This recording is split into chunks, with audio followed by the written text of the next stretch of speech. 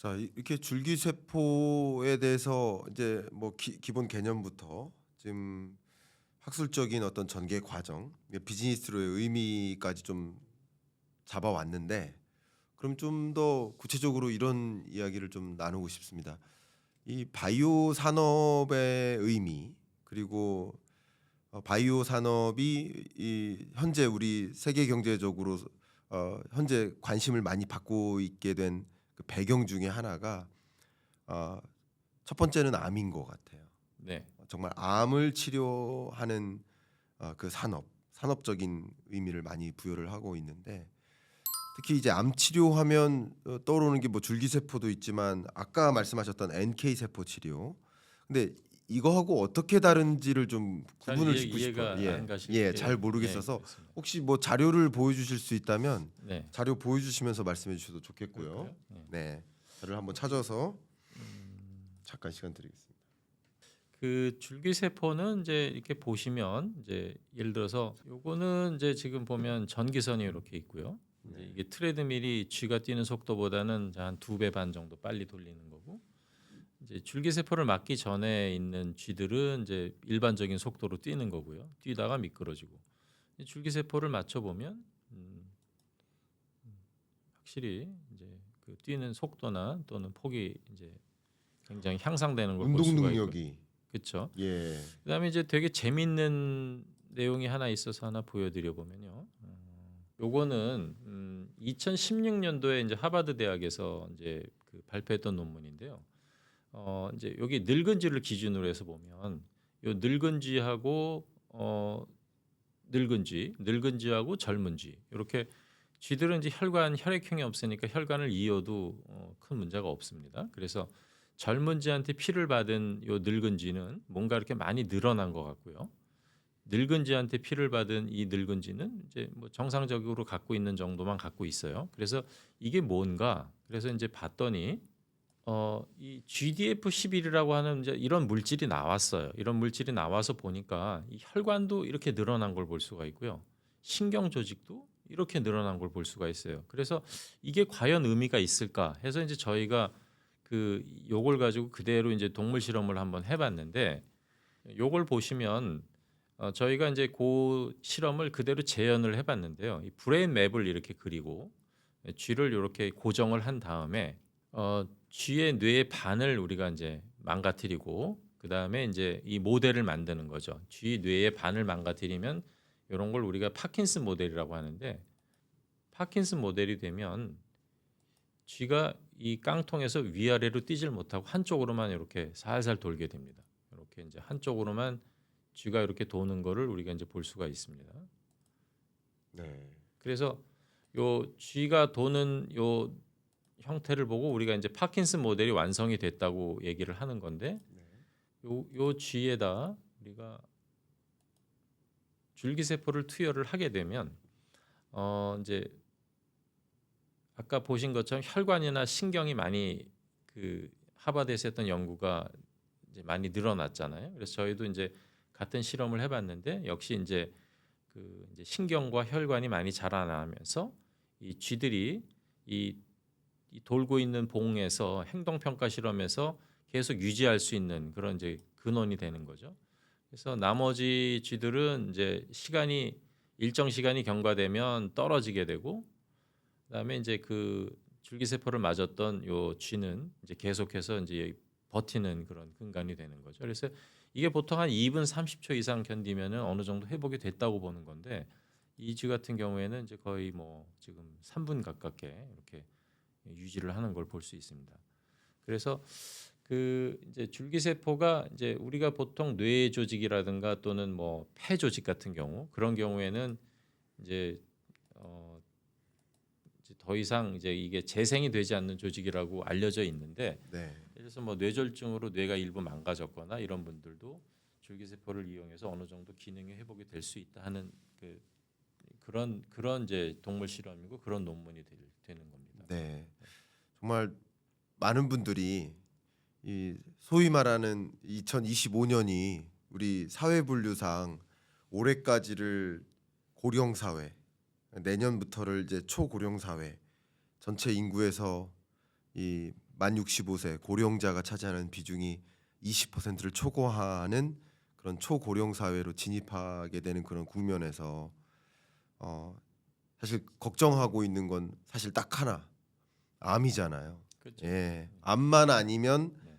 정말 건강하게 오래 산다 하는 뭐 경제적 고충하고 이제 암에 대한 고충만 없다면 그런 생각을 많이 하시는데 이 줄기세포 치료가 잘 또 발전하고 확대 보급되는 과정에서 그런 어떤 암에 대한 걱정 이것으로부터 좀 자유로워지면 어떨까 하는 생각이 좀 많이 드네요. 그 좀 전에 질문하셨던 내용 중에서 제가 이제 아직 대답을 못 드린 게 있는데 네, 그 이제 줄기세포라는 거는 지금 보신 것처럼 어떤 그런 그 항노화 과정을 이제 그런 능력을 올리는 거고 네, 또 이제 우리가 그 만성 퇴행성 질환에 어떤 대안이 없는 경우에 이제 그런 것들을 재생할 수 있는 그 기반이 될 수 있다는 걸 보여드린 거고 암은 이거랑은 좀 다르죠. 암이라는 그렇겠네. 거는 이제 우리 몸 안에 있는 면역 세포가 암세포가 발견이 되면 그 암세포를 공격하게 돼 있는데요. 그 하나 사진을 한번 보면서 말씀드리겠습니다. 네, 여기 보시면 우리 혈관에는 이렇게 항상 암세포들이 이렇게 만들어지는데요. 이런 암세포가 만들어지게 되면 우리 몸 안에 있는 면역 세포가 이 암세포인 거를 인지를 하고 그다음에 이제 암세포의 취약한 부분을 이제 구멍을 뚫어서 이제 어떤 이 안에 있는 효소를 넣어서 터트려 죽이는 이제 그런 과정이 있다고 생각하면 되는데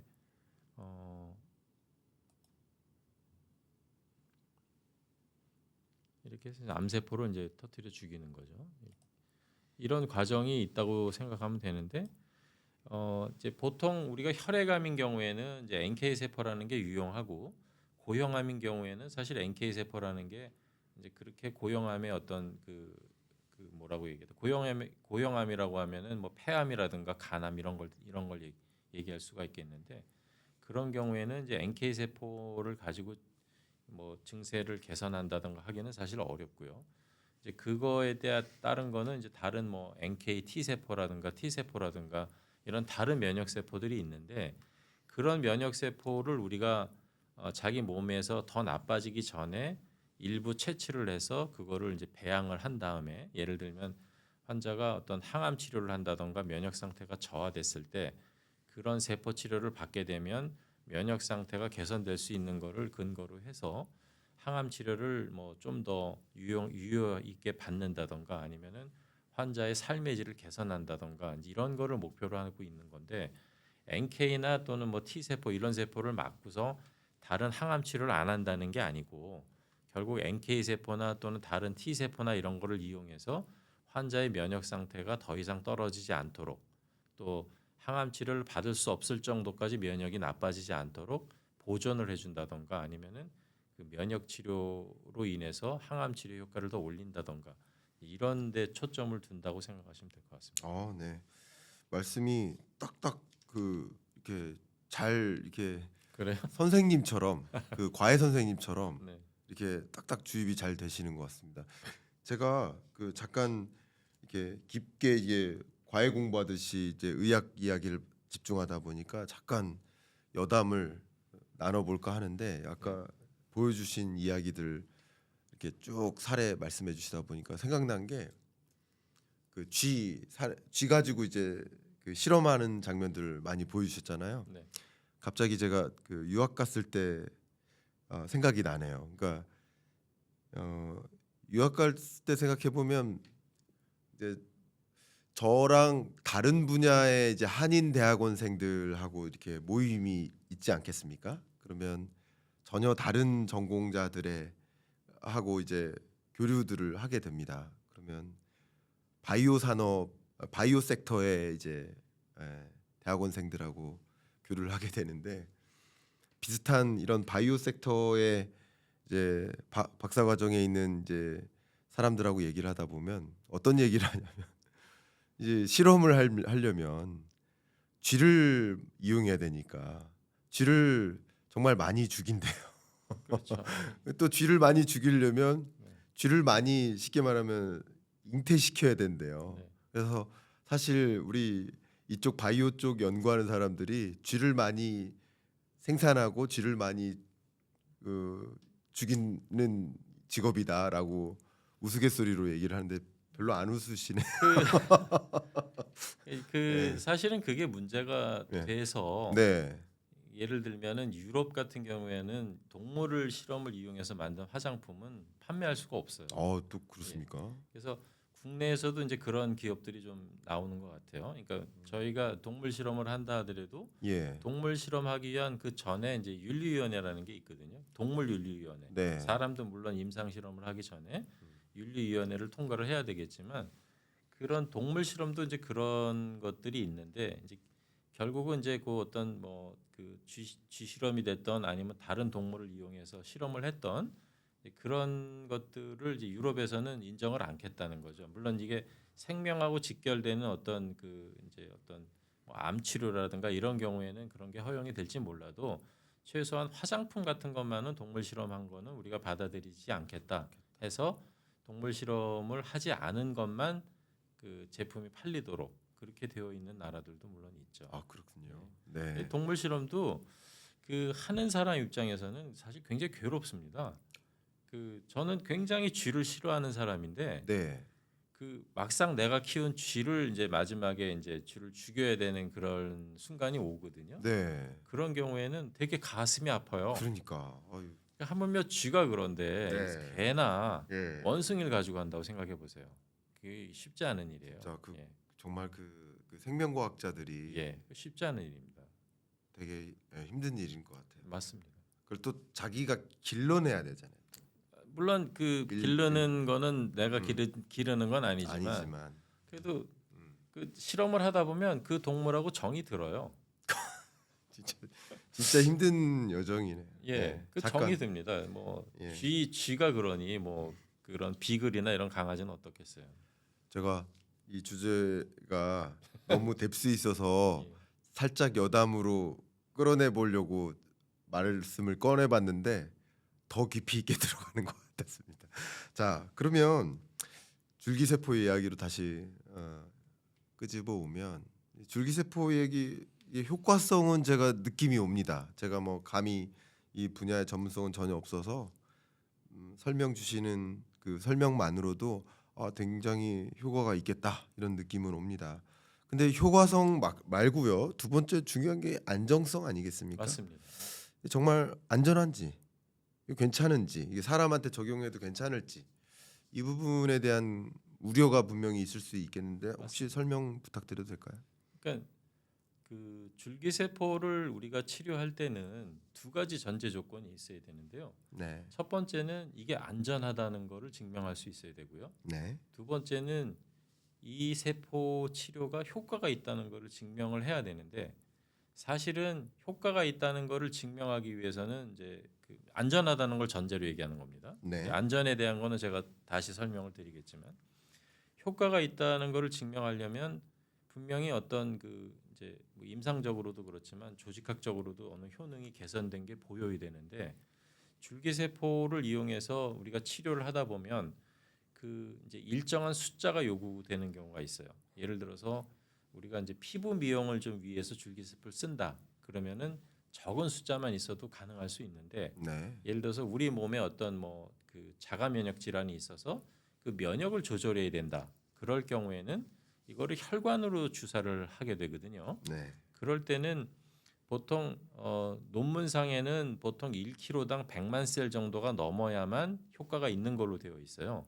그러니까 이 줄기세포가 우리 몸으로 들어가서 아픈 데를 찾아가는 효과를 우리가 호밍 이펙트라고 하는데 그런 호밍 이펙트를 나타내게 하려면 인체 1kg당 100만 셀, 그러니까 예를 들어서 내가 100kg다. 그러면 1억 셀이 필요하겠죠.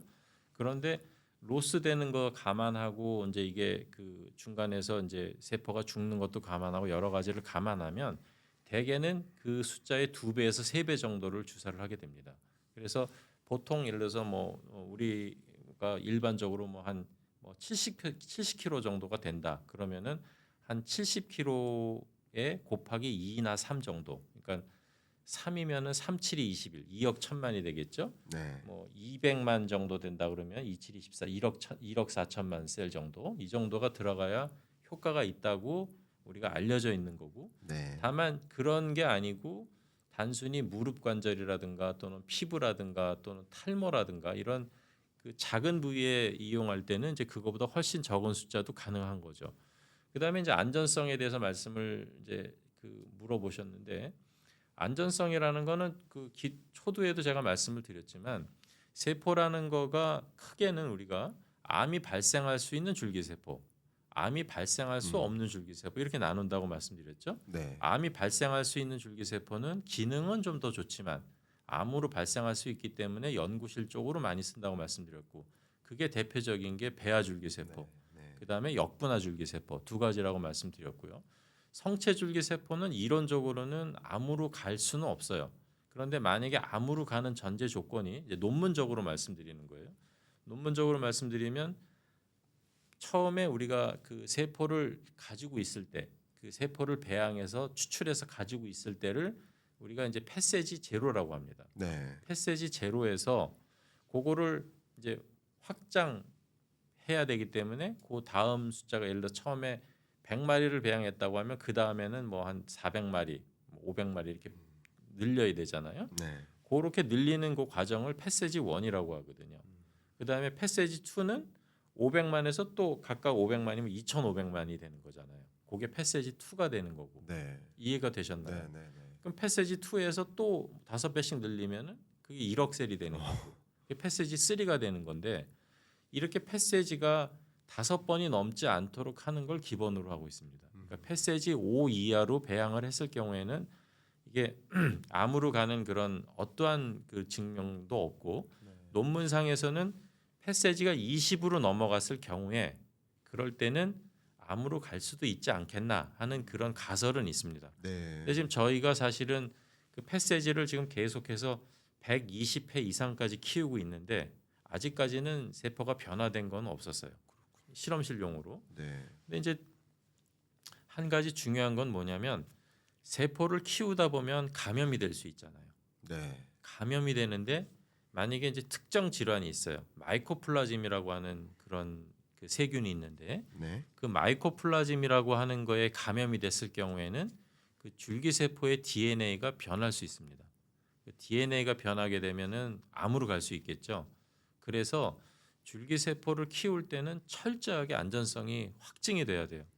그거를 확증이 되게 하려면은 물론 모든 작업이 무균실에서 이루어지기도 해야 되지만 그런 것들을 중간중간에 계속해서 검사를 해서 그 최종적으로 아무 문제가 없다는 거를 이제 페이퍼로 다 증명을 해야 됩니다. 그렇게 해서 세포가 나와서 그 세포를 맞았을 때는 우리 몸에 문제가 되는 경우는 없다고 보셔도 되고요.